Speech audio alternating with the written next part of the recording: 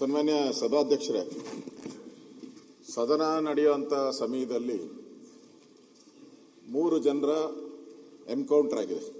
ಸದನ ನಡೀತಾ ಇದೆ. ಇಂಥ ಸಂದರ್ಭದಲ್ಲಿ ಇಡೀ ಕರ್ನಾಟಕವೇ ಒಂಥರ ಬೆಚ್ಚ ಬೀಳೋ ರೀತಿ 3 ಜನರ ಎನ್ಕೌಂಟರ್ ಆಗಿದೆ. ಈಗಾಗಲೇ ರೈತರೆಲ್ಲ ಒಂದು ಭಾಷೆಯಲ್ಲಿ ಮಾತಾಡ್ತಾ ಇದ್ದಾರೆ. ಅಲ್ಲಿ ಸತ್ತಿರ್ತಕ್ಕಂಥ ಕುಟುಂಬದವರು ಅವರು ಅಲ್ಲಿಗ ಕ್ವೆಶ್ಚನ್ ಅವ್ರು ಮುಗಿಸನ್ರಿ. ಅಲ್ಲ, ಅದು ಮುಗ್ಸಕ್ ಮುಂಚೆ ಕ್ವಶನ್ ಅವರ್ ಇರೋದೇ. ಈ 3 ಜನ ಸಾವಿಗೆ ಯಾರು? ಹಂಗಾರೆ ಸರ್ಕಾರನೇ ನೇರ ಕಾರಣ. ಹಂಗಾರೆ ಇದಕ್ಕೆ ಸರ್ಕಾರನೇ ಕಾರಣ ಹೇಳ್ಬೇಕಲ್ಲ. 3 ಜನ ಸತ್ಯಕ್ಕೆ ಏನೂ ಇಲ್ಲ. ತಮಿಳುನಾಡು ಸಿಎಂ ಮಾತಾಡ್ತಾರೆ ಇದ್ರ ಬಗ್ಗೆ ಅಂತ ಹೇಳಿದ್ರೆ ಇದನ್ನ ನೀವು ರಾಜ್ಯದ ವಿಚಾರ ಅಲ್ಲ, ಹೊರ ರಾಜ್ಯಗಳ ವಿಚಾರ ಆಗಿದೆ. ಅಧ್ಯಕ್ಷೆ, ನೋಟಿಸ್ ಒಂದು ನಿಮಿಷ ಸರ್, ಒಂದು ನಿಮಿಷ ನೋಟಿಸ್ ಕೊಡೋಣ.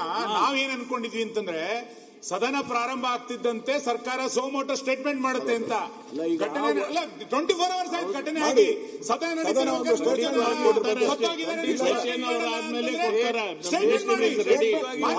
ಸಚಿವರು ಬಂದು ಸ್ಟೇಟ್ಮೆಂಟ್ ಮಾಡಿ, ಮುಖ್ಯಮಂತ್ರಿಗಳು ಸ್ಟೇಟ್ಮೆಂಟ್ ಮಾಡಿ ಯಾವ ಕಾರಣಕ್ಕೆ ಎನ್ಕೌಂಟರ್ ಆಯ್ತು ಅಂತ ಹೇಳಿ ಸದನ ಗೊತ್ತಾಗ್ಬೇಕಲ್ಲ.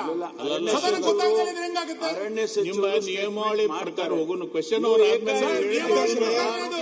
ಸರ್ಕಾರ ಸೋಮೋಟೋ ಸ್ಟೇಟ್ಮೆಂಟ್ ಮಾಡಬೇಕಾಗಿರೋದು ನಿಯಮಾವಳಿ ಪ್ರಕಾರನೇ. ಸದನ ನಡೀತಾ ಇರ್ಬೇಕಾದ್ರೆ ಮಾಡ್ಬೇಕು ಅವರು.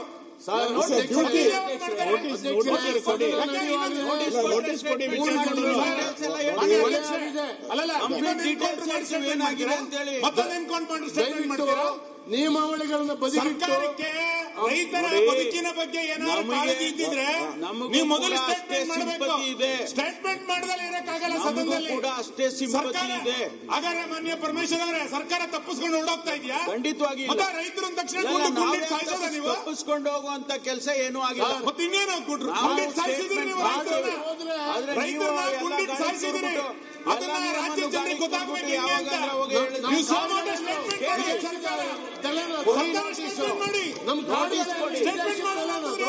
ಗುಂಡಿಟ್ಟು ಸಾಯಿಸ್ತೀರಿ ಅಂತ ಇದು ಯಾವ ಅಮಾನುಷ ಕೃತ್ಯ ಸರ್? ಇದು ದಯವಿಟ್ಟು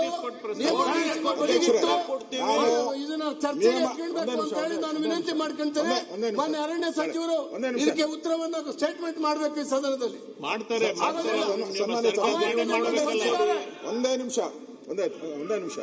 ಜನ ಕೂತಿದ್ದಾರೆ ಅಲ್ಲಿ. ಅಧ್ಯಕ್ಷರೇ, ಇದು ನಾನು ಅಲ್ಲಲ್ಲ, ಒಂದೇ ನಿಮಿಷ ನಾವು ಕೇಳ್ಬಿಡಿ. ಇದು ಸದನದ ನಿಯಮಾವಳಿ ಪ್ರಕಾರನೇ ಒಂದು ಸರ್ಕಾರಕ್ಕೆ ಏನಾನ ಗೌರವ ಇದ್ದಿದ್ರೆ ಎನ್ಕೌಂಟರ್ ಬಗ್ಗೆ ಸದನದಲ್ಲಿ ಒಂದು ಸ್ಟೇಟ್ಮೆಂಟ್ ಮಾಡ್ಬೇಕಾಯ್ತು ಸರ್ಕಾರ.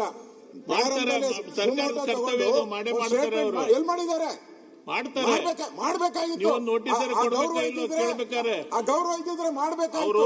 ಎನ್ಕೌಂಟರ್ ಆಗಿದೆ. ತಮಿಳುನಾಡಿನ ಮುಖ್ಯಮಂತ್ರಿ ಕಾಮೆಂಟ್ ಮಾಡಿದ್ದಾರೆ.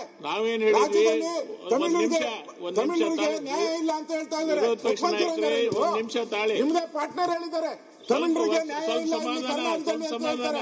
ಲಕ್ಷಾಂತರ ಜನ ತಮಿಳರು ವಾಸ ಮಾಡ್ತಾ ಇದ್ದಾರೆ ಕರ್ನಾಟಕದಲ್ಲಿ. ಅವ್ರಿಗೆಲ್ಲ ಏನು ಉತ್ತರ ಕೊಡ್ತೀರಾ ನೀವು? ಬೇಜವಾಬ್ದಾರಿ ಸರ್ಕಾರ ಅಲ್ವಾ ಇದು? ನೋ ಸ್ಟೇಟ್ಮೆಂಟ್ ಮಾಡೋ ಮುಖ್ಯಮಂತ್ರಿ ಬಂದು ಸ್ಟೇಟ್ಮೆಂಟ್ ಮಾಡಿ ಮುಖ್ಯಮಂತ್ರಿಗಳು ಆಮೇಲೆ ಯಾಕಂದ್ರೆ ಸದನ ಮುಂದೆ ಹಾಕಿ ಒಂದು ಅರ್ಧ ಗಂಟೆ 3 ಜನರ ಸಾವು ಕೊಲೆ ಎನ್ಕೌಂಟರ್ ಮಾಡಿದ್ದಾರೆ, ಕೊಲೆ ಮಾಡಿದ್ದಾರೆ. ಕೊಲೆಗಾರರಿಗೆ ಶಿಕ್ಷೆ ಆಗಬೇಕಲ್ಲ. ಏನ್ ಮಾಡಿದ್ದಾರೆ ಕೊಲೆಗಾರರಿಗೆ ಶಿಕ್ಷೆ ಕೊಟ್ಟಿದ್ದಾರೆ. ಅವರು ಕೇಳಿ ಮಂತ್ರಿಗಳು ಹೇಳಿದ್ರು, ನೀವು ಕ್ವೆಶ್ಚನ್ ಅವರ್ ಆದ್ಮೇಲೆ ಸ್ಟೇಟ್ಮೆಂಟ್ ಕೊಡಿ ಅಂತ ಹೇಳಿದೆ ನಾನು. ಅವ್ರು ಹಿಡಿದಿಲ್ಲ ಇನ್ನ. ಎಲ್ಲ ಚರ್ಚೆ ಮಾಡೋದು, ಎಲ್ಲ ಚರ್ಚೆ ಮಾಡ್ತೀವಿ. ಸರ್ಕಾರ ನಮಗೂ ಬೇಕಾಗಂದ್ರೆ ಈಗ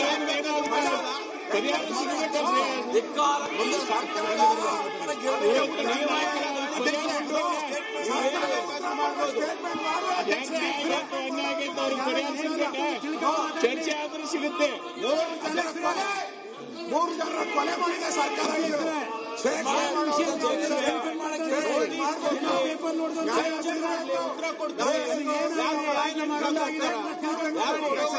ಸ್ಟೇಟ್ಮೆಂಟ್ ಮಾಡ್ಬೇಕಿದು.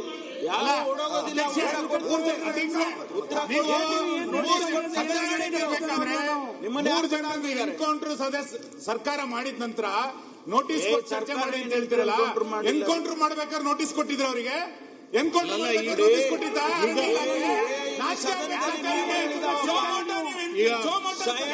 ಸ್ಟೇಟ್ಮೆಂಟ್ ಮಾಡಿ, ಸ್ಟೇಟ್ಮೆಂಟ್ ಮಾಡಿ, ಸ್ಟೇಟ್ಮೆಂಟ್ ಮಾಡಿ. ನೀವು ಮೂರು ಜನ ಪ್ಲೀಸ್ ಕುಂದ್ರಿ, ಬಂದಾರ ಅರಣ್ಯ ಸಚಿವರು ಬಂದಿದ್ದಾರೆ, ಕುಂದ್ರಿ. ಬೆಳಿಗ್ಗೆ ನನ್ಗೆ ಫೋನ್ ಮಾಡಿದ್ದರು. ನಾನೇನ್ ಹೇಳಿದೆ, ಪ್ರತಿ ನಿಮ್ ಏನ್ ನಿಯಮ ಇರ್ತೈತಿ, ಪ್ರಶ್ನಾವಳಿ ಆದ್ಮೇಲೆ ಮಾಡ್ರಿ ಅಂತಂದೆ. ಇಲ್ಲಿಕ್ಕೆ ಅವ್ರು ಮೊದ್ಲು ಬಂದ ಮಾಡ್ತೀನಿ ಅಂತ ಹೇಳಿದ್ರು ಅವ್ರು ಬೆಳಿಗ್ಗೆ.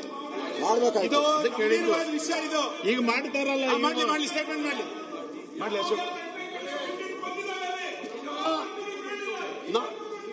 ನಮ್ಮ ರಾಜ್ಯದ ಅರಣ್ಯ ವಿದೇಶಿ ನೆಲ ಅಲ್ಲ, ಅದು ನಮ್ಮ ದೇಶದ ನೆಲ. ಆಯ್ತಾಯ್ತು, ಈಗೆಲ್ಲ ಚರ್ಚೆ 3 ಜನ ಕೊಲೆ ಮಾಡುವ ಪರಿಸ್ಥಿತಿ ಏನಾಗಿದೆ, ಯಾಕಾಗಿದೆ, ಎನ್ಕ್ವೈರಿ ಕೊಟ್ಟಾರ, ಕೂತಿದ್ದಾರೆ. ಎಲ್ಲ ಬರ್ತೇನೆ, ಚರ್ಚೆ ಮಾಡ್ರಿ. ಒಂದು ಏನಾರ ನ್ಯಾಯ ಸಿಗ್ಬೇಕಾದ್ರೆ ಚರ್ಚೆ ಆಗ್ಬೇಕು. ಅಧ್ಯಕ್ಷರೇ, ಇದು ಒಂದೇ ನಿಮಿಷ ರೆಡ್ಡಿಯವರೇ, ಒಂದೇ ನಿಮಿಷ ರೆಡ್ಡಿಯವರೇ, ಇದು ಬರೀ ಕರ್ನಾಟಕಕ್ಕೆ ಸಂಬಂಧ ಸೀಮಿತ ಆಗಿಲ್ಲ. ಈಗ ತಮಿಳುನಾಡಿಗೆ ಹೋಗಿದೆ. ಅಲ್ಲಿನ ಡಿಎಂಕೆ, ಅಲ್ಲಿನ ಮುಖ್ಯಮಂತ್ರಿ ನಮ್ಮ ರಾಜ್ಯದ ಬಗ್ಗೆ ಅವಹೇಳನಕಾರಿ ಮಾತು ಆಡಿದ್ದಾರೆ. ಖಂಡನೀಯ ಅಂತ ಹೇಳಿದ್ದಾರೆ. ಕರ್ನಾಟಕ ಸರ್ಕಾರನ ಖಂಡನೀಯ ಅಂತ ಹೇಳಿದ್ದಾರೆ. ಇಷ್ಟು ಹೇಳಿದ ಮೇಲೂ ಈ ಸರ್ಕಾರಕ್ಕೆ ಸ್ಟೇಟ್ಮೆಂಟ್ ಮಾಡ್ಬೇಕು ಅಂತ ಜ್ಞಾನ ಇಲ್ಲಲ್ವಾ?